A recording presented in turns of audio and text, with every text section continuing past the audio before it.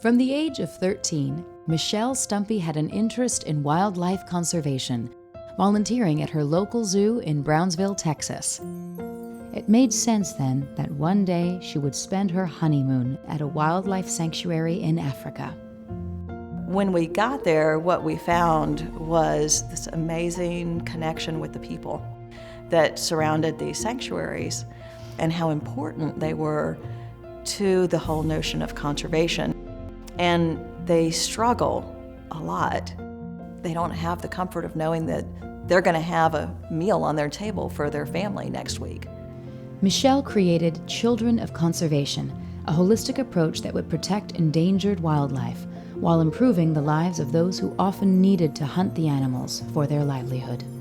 When you think about somebody who is struggling to feed their family, and a lot of people try and come in and they say, oh, you shouldn't hunt gorillas. Somebody comes in and says, I'll pay you if you get me a baby chimp. That sustains their entire family. That will sustain their entire village. If you're going to expect them not to hunt the animals to provide for their salary, you've got to find an alternative way for them to make a living. In one of Children of Conservation's programs, instead of hunting animals with a plant known to lure them, the plant is harvested for use in feeding animals in sanctuaries.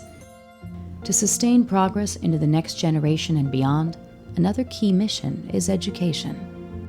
If part of what we want to do is to try and change society's perception about conservation, wouldn't it make sense to educate the children of the conservation workers?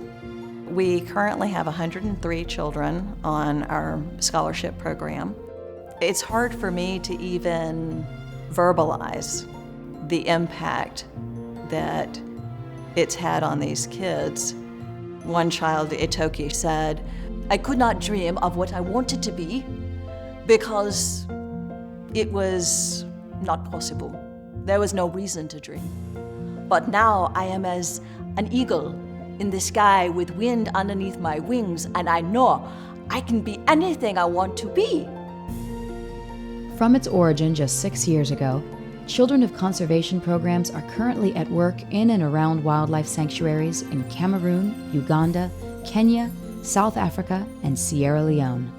The more we can bring that kind of education to where they can see that this is not a solution just for me, but it's a solution for my children and for my grandchildren, where we can have a better way of life by living in harmony with these tremendous creatures and then being able to share them with the world in their natural habitats.